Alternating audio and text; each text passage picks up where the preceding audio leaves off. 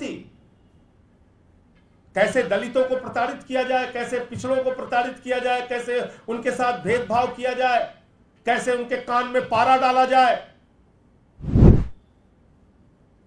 पूरे देश में विपक्ष को पकड़ पकड़ के, गला पकड़ के जेल में डाल रहे हो। अखिलेश यादव को सीबीआई का नोटिस, राहुल गांधी को सीबीआई का नोटिस, सोनिया गांधी को सीबीआई का नोटिस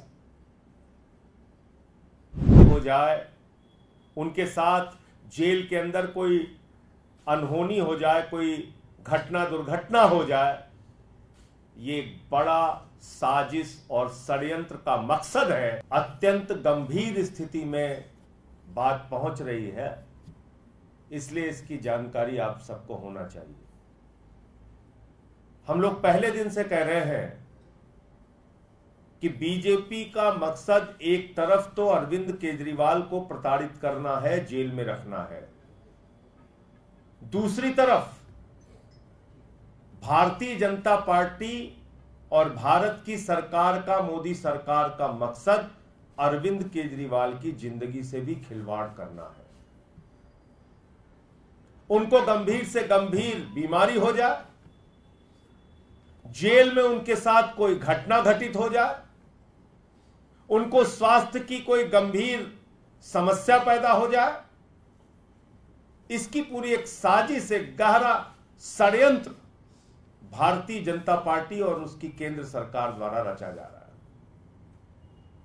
आप सबकी जानकारी के लिए बता दूं कि जब 21 मार्च को अरविंद केजरीवाल जी को गिरफ्तार किया गया था तो उस वक्त उनका वजन था 70 किलोग्राम और आज की तारीख में उनका वजन 8.5 किलो गिरकर 81.5 रह गया है, 61.5 रह गया है। 70 किलो से घटकर 61.5 किलो उनका वजन रह गया है। करीब करीब 8.5 किलो वजन उनका 21 मार्च से लेकर अब तक कम हुआ है, जिसका कारण पता नहीं, जिसकी वजह मालूम नहीं, जिसकी कोई जांच नहीं हो पा रही है गंभीरता से, जिससे पता चल सके इतना वजन कम कैसे हुआ। 8.5 किलो वजन कम होना और उसकी वजह पता न चलना, ये कई गंभीर बीमारियों के संकेत होते हैं।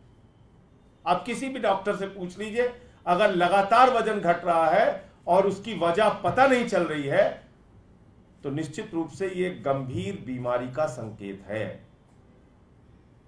तो ये हम सब के लिए, अरविंद केजरीवाल जी के लिए, उनके परिवार के लिए, उनके चाहने वालों के लिए, दिल्ली के हों, देश के हों, उन सब के लिए गंभीर चिंता का विषय है, नंबर 1। दूसरी बात क्या हुई, इस दौरान जब से वो जेल में है लगभग 5 बार ऐसा हुआ है जब रात में उनका शुगर अचानक डाउन हुआ और वो 50 से भी कम गया, 50 से भी कम गया शुगर लेवल। और आप जानते हैं कि शुगर बढ़ना तो एक बार आप कंट्रोल कर सकते हैं, अगर शुगर आपका लगातार गिर रहा है और अचानक ऐसे गिर रहा है, सोते समय गिर रहा है, तो कोई भी व्यक्ति कोमा में जा सकता है। यह स्थिति अभी हम लोगों ने देखा था, जब आतिशी का शुगर लेवल 41 पहुंच गया तो डॉक्टरों ने कहा कि ये कोमा में जा सकती है, इनको एडमिट कराइए तुरंत। 50 से नीचे 5 बार दिल्ली के मुख्यमंत्री अरविंद केजरीवाल जी का शुगर लेवल गया, 5 बार। कौन रहता है रात में हॉस्पिटल, जेल के सेल के बाहर, कौन सा डॉक्टर बैठा रहता है? कौन सा डॉक्टर रात की ड्यूटी करता है जेल के अंदर? मैं खुद रहा हूं 6 महीने। आप घंटी बजाते रहिए, बहुत मुश्किल से आपको रात में अगर कोई समस्या हो गई तो ओपीडी ले जाया जाता है।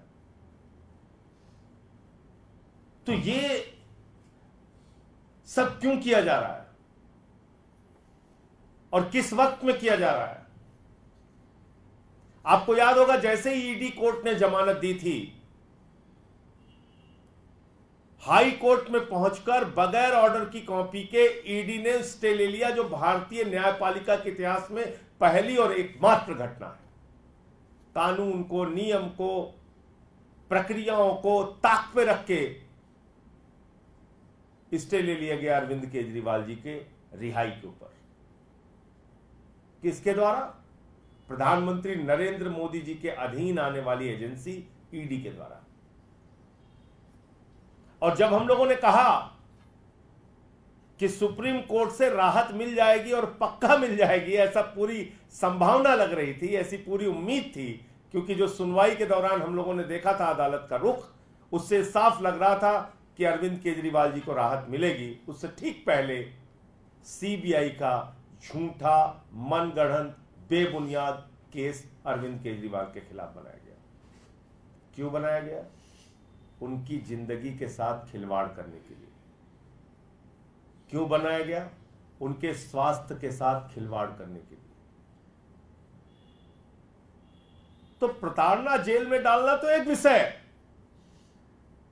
लेकिन केजरीवाल अपने स्वास्थ्य से टूट जाए, उनको गंभीर बीमारी हो जाए, उनके साथ जेल के अंदर कोई अनहोनी हो जाए, कोई घटना दुर्घटना हो जाए, ये बड़ा साजिश और षड्यंत्र का मकसद है भारतीय जनता पार्टी और देश के प्रधानमंत्री का। इसलिए माननीय न्यायालय को भी इन बातों का संज्ञान लेना चाहिए।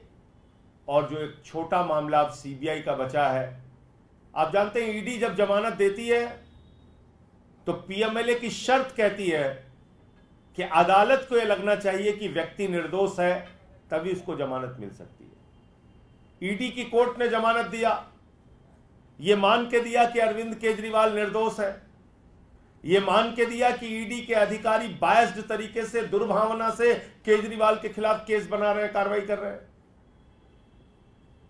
और दूसरा, जो सुप्रीम कोर्ट का फैसला आया कल, उस फैसले में भी साफ तौर पे कहा गया है कि जांच करने का मकसद, पूछताछ करने का मकसद ये नहीं कि आप किसी को गिरफ्तार करें।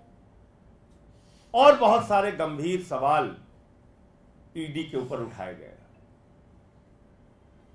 लार्जर बेंच से फैसला आएगा और मुझे पूरी उम्मीद है कि जिस तरह से पीएमएलए का और ईडी का दुरुपयोग सिर्फ और सिर्फ राजनीतिक विरोधियों को गिरफ्तार करने और प्रताड़ित करने के लिए किया जा रहा है, उस पर माननीय सर्वोच्च न्यायालय की जो बड़ी बेंच है, जो गठित होनी है, वो निश्चित रूप से रोक लगाएगी और कोई एक फैसला देगी।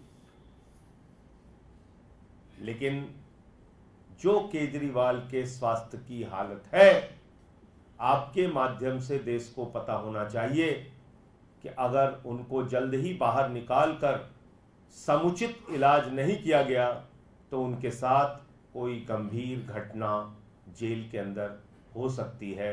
रात बिरात, अगर इसी प्रकार से 5 बार शुगर डाउन हो चुका है तो रात बिरात उनके साथ कोई घटना हो सकती है। मैं फिर दोहराना चाहूँगा कि शुगर लेवल के मामले में अगर शुगर 50 से नीचे इस प्रकार जाता है तो कई बार सोते सोते व्यक्ति कोमा में जा सकता है। तो ये बातें थी जो आपसे शेयर करना था, आपको जानकारी देना था कि 21 मार्च से अब तक 8.5 किलो वजन कम हो चुका है। 5 बार उनका रात में सोते वक्त वजन 50, शुगर लेवल 50 से नीचे जा चुका है। अब मुझे पूरी उम्मीद है कि सीबीआई मामले में भी जल्द ही राहत मिलेगी, अरविंद केजरीवाल जी बाहर आएंगे और जो कुछ भी बीजेपी के लोग या देश के प्रधानमंत्री हमारे साथ कर रहे हैं उसका जवाब हम लोग मिलकर देंगे। आज पंजाब के जालंधर वेस्ट का भी रिजल्ट आया है। लगभग 38,000 वोटों से हमारा कैंडिडेट महेंद्र भगत जी जो हैं वो वहां से चुनाव जीते हैं।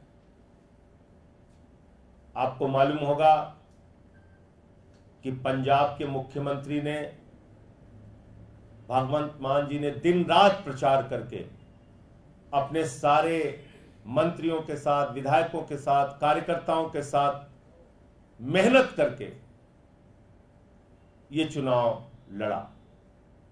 और यही आम आदमी पार्टी के साथियों की खूबसूरती है, यही हमारे संगठन की खूबसूरती है कि सब लोग मिलकर अपने लक्ष्य के लिए काम करते हैं। लोकसभा का परिणाम हमारे अपेक्षाओं के अनुरूप नहीं रहा, लेकिन विधानसभा के इस परिणाम ने, जालंधर वेस्ट के परिणाम ने यह साबित कर दिया कि राज्य सरकार के प्रति पंजाब के लोगों की पूरी आस्था है, राज्य सरकार के प्रति उनका विश्वास अटूट है। और यह परिणाम इस बात को दिखाता है। दूसरी, अगर इंडिया गठबंधन की बात करें पूरे देश में,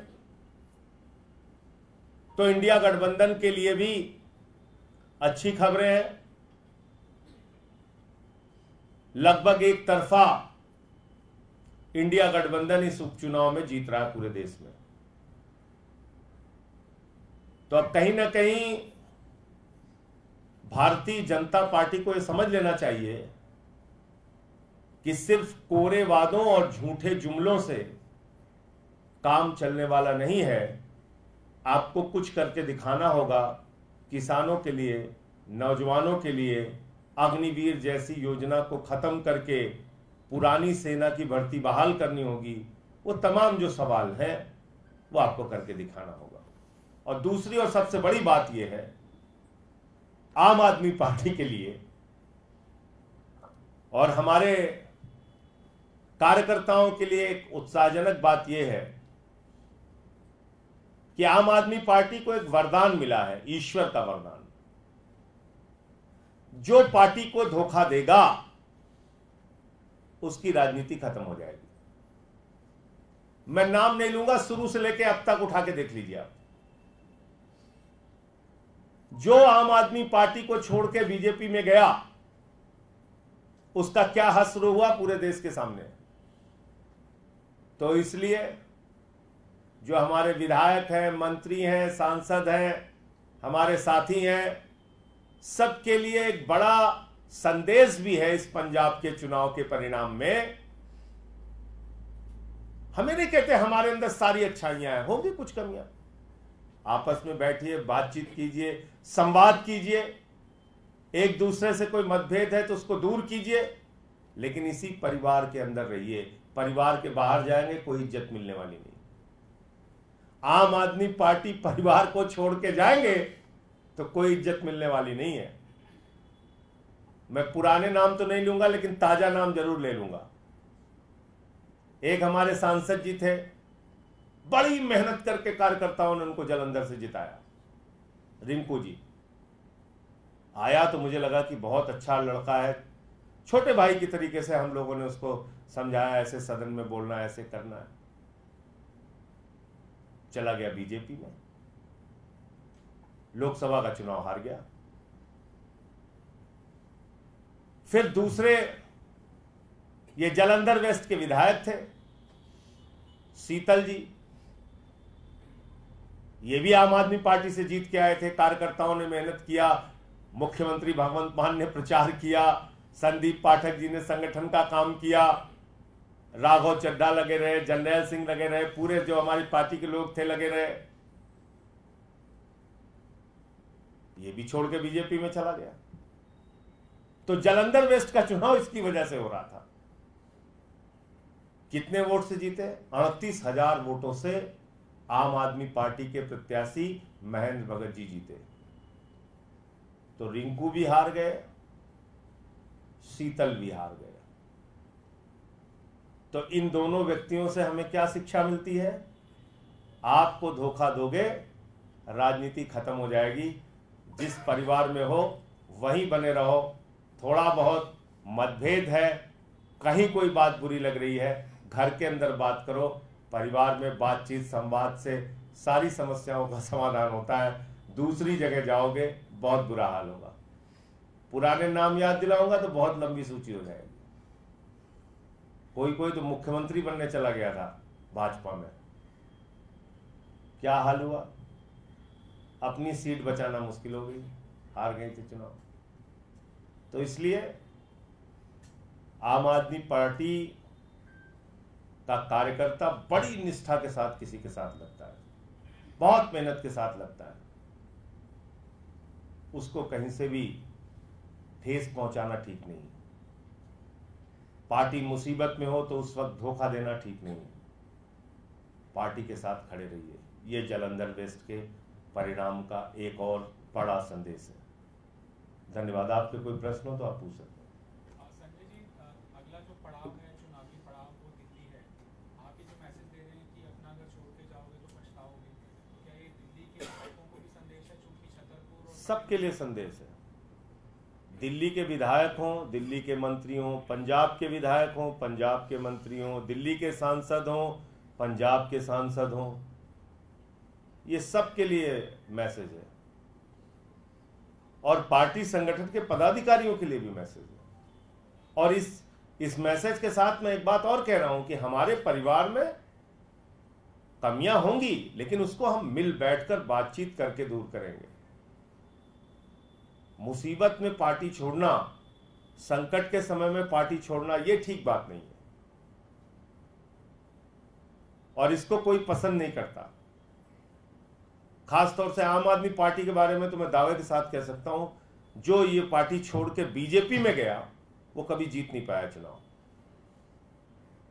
चुनाव हारा है वो। संजय जी, अनेक क्षेत्रों जो कल पेड़ों कटाई की लेकर कोर्ट ने टिप्पणी की है, कोर्ट ने स्पष्ट कहा कि दिल्ली के उपराज्यपाल अदालत से बातें छिपा रहे हैं, खुद को कोर्ट समझ बैठे हैं। ये बहुत गंभीर टिप्पणी है कोर्ट की और इसकी पूरी जांच गहनता के साथ होनी चाहिए। जो इसके लिए जिम्मेदार है, मामला न्यायालय में है तो निश्चित रूप से वहां से एक कड़ा फैसला उन लोगों के खिलाफ आएगा जिन्होंने ये पेड़ कटवाने का काम किया है। और अब तक जो अखबारों की खबरें आ रही हैं, जो जानकारियां मिल रही हैं और जो अदालत के सामने भी जानकारियां आ रही हैं, उसमें एलजी पूरी तरीके से इन्वॉल्व है।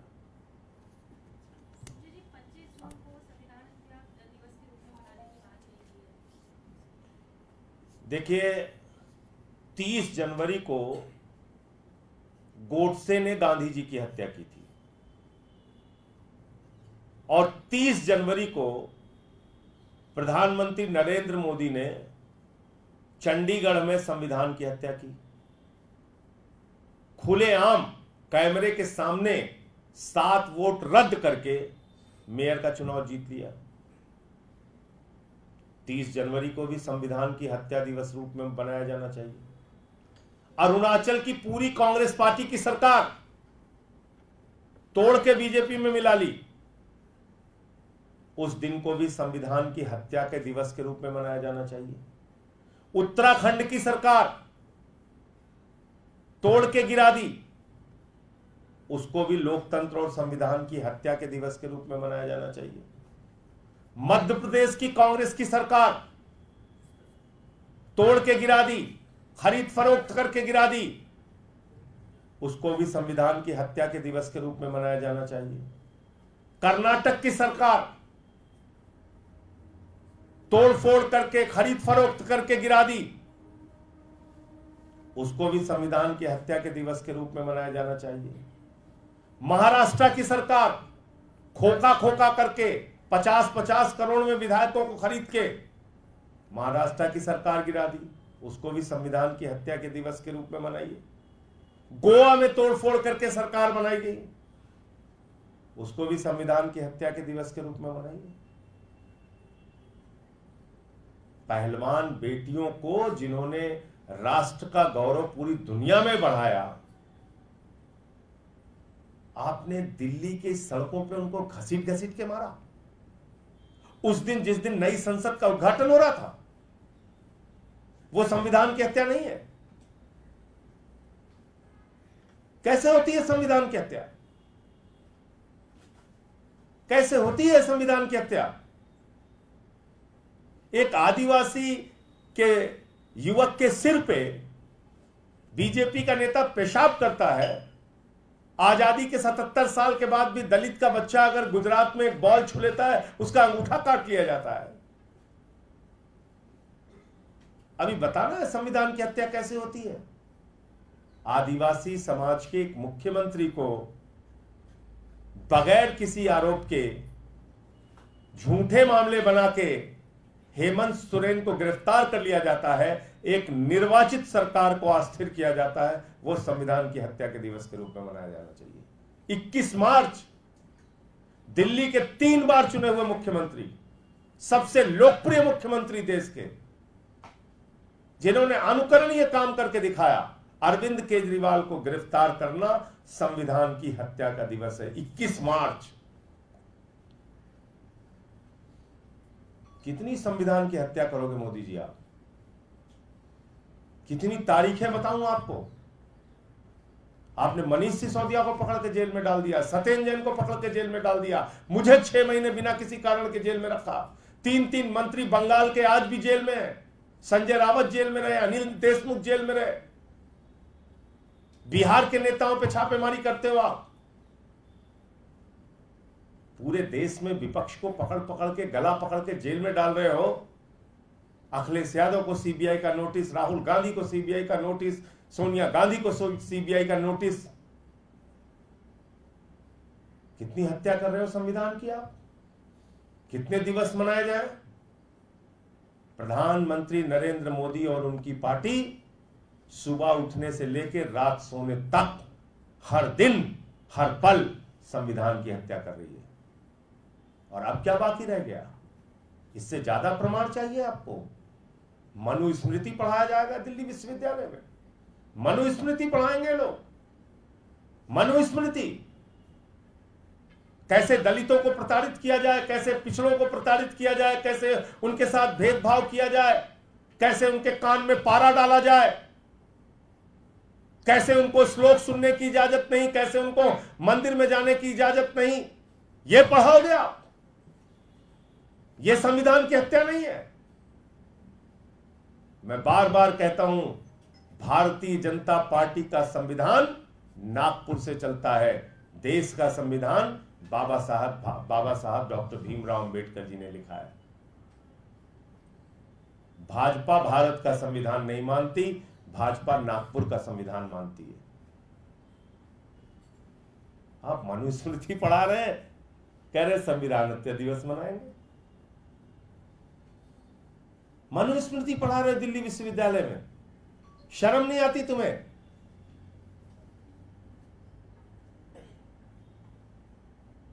तो इसलिए हर दिन हर पल एक ही मकसद है मोदी का, संविधान की हत्या करो, आरक्षण खत्म करो, दलितों, पिछड़ों, अल्पसंख्यकों, आदिवासियों को अपने पैर के नीचे कुचलो, उनको इंसान नहीं जानवर समझो। यही मकसद है। और इसलिए कोई कंफ्यूजन हम लोगों के दिमाग में नहीं है। इनसे लड़ाई लड़ेंगे। 22 तारीख से संसद शुरू हो रही है, फिर ये सवाल उठाएंगे। संजय जी, सेंट्रल गवर्नमेंट ने जम्मू कश्मीर रीऑर्गेनाइजेशन एक्ट के अंदर बदलाव किया है। एलजी को ज्यादा पावर्स दी गई हैं। मुख्यमंत्री जो भविष्य में चुना जाएगा उसकी शर्तें। तो मैंने वो देखा नहीं है, जो आदेश जिसका आप जिक्र कर रहे हैं। देखकर ही इस पर कोई प्रतिक्रिया देना ठीक होगा।